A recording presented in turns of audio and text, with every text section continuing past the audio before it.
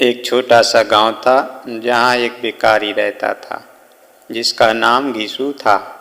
घीसू रोज सुबह उठकर गांव के अलग अलग हिस्सों से भीख मांगने जाता था। उसका जीवन भिक्षा पर ही निर्भर था।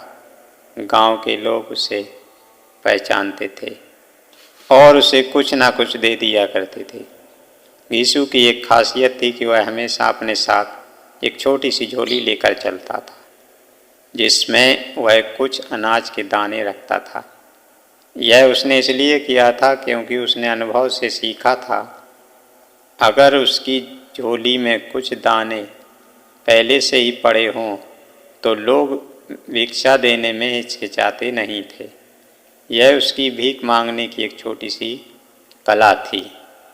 एक दिन घीसू सुबह जल्दी उठकर अपने काम पर निकल पड़ा। आज उसे कुछ अलग सा महसूस हो रहा था, जैसे आज का दिन कुछ खास होने वाला है। जैसे ही वह गांव की मुख्य सड़क पर पहुंचा, उसने देखा कि सामने से एक शानदार रथ आ रहा था। रथ की चमक और उसकी सुंदरता देखकर घीसू समझ गया कि यह राजा का रथ है। घीसू ने सोचा, वाह, आज तो किस्मत खुल गई। अगर राजा की नज़र मुझ पर पड़ गई और उसने मुझे कुछ दे दिया तो मेरी तो ज़िंदगी बदल जाएगी। वह जल्दी से सड़क के किनारे खड़ा हो गया और राजा के रथ के पास से गुजरने का इंतज़ार करने लगा। जैसे ही रथ के उसके पास पहुंचा, कुछ अजीब सा हुआ। रथ रुक गया। घीसू हैरान रह गया। उसकी आंखें चौड़ी हो गईं जब उसने देखा कि राजा खुद रथ से उतरा और उसकी ओर बढ़ने लगा। अब घीसू के मन में कल्पनाएं और तेज हो गईं। उसने सोचा, अरे, आज तो राजा से कुछ मांगने का मौका मिलेगा। शायद वह मुझे ढेर सारा सोना, चांदी या कोई बड़ी चीज़ दे देगा।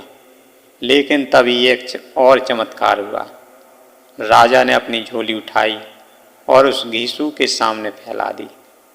घीसू की आंखें फटी की फटी रह गईं। उसने सोचा, यह क्या?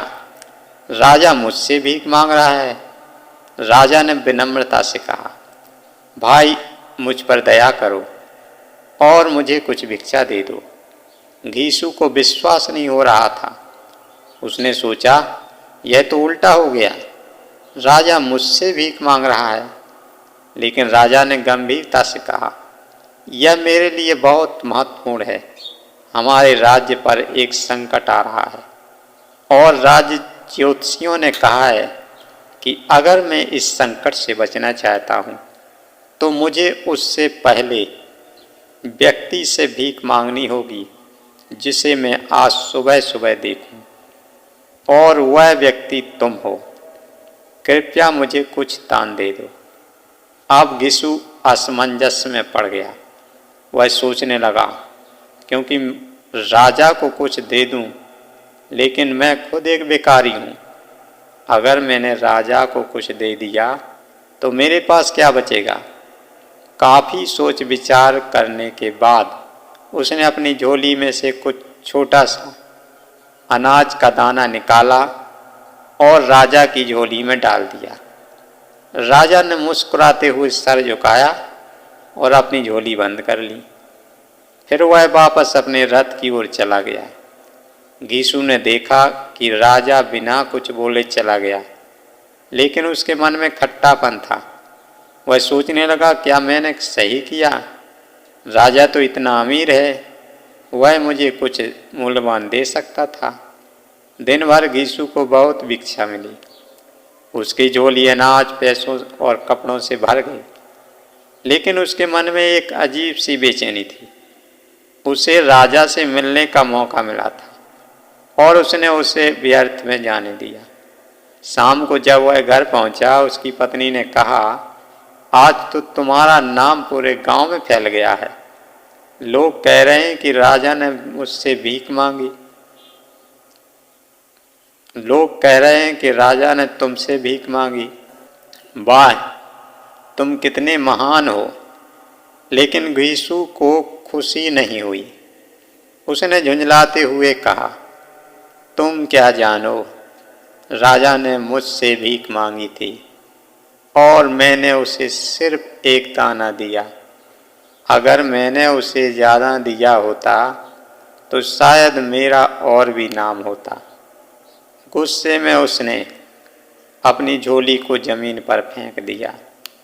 जैसे ही झोली के सारे अनाज ज़मीन पर गिरे, घीसू की नज़र उस अनाज पर पड़ी। उसकी झोली में से ठीक उतने ही सोने के दाने निकले जितने अनाज के दाने उसने राजा को दिए थे।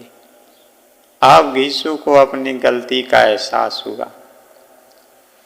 तो दोस्तों, यह कहानी हमें सिखाती है कि दान देने में संकोच नहीं करना चाहिए, चाहे सामने वाले की स्थिति कैसी भी हो। देने का अर्थ है कि निस्वार्थ भाव से किसी की सहायता करना। जो लोग दूसरों की मदद बिना स्वार्थ के करते हैं, उन्हें ईश्वर भी उसी रूप में वापस लौटाते हैं। अगर यह कहानी आपको अच्छी लगी हो तो इसे लाइक करें और हमारे चैनल को सब्सक्राइब करें, ताकि आपको ऐसी कहानियाँ आगे भी मिलती रहें। धन्यवाद।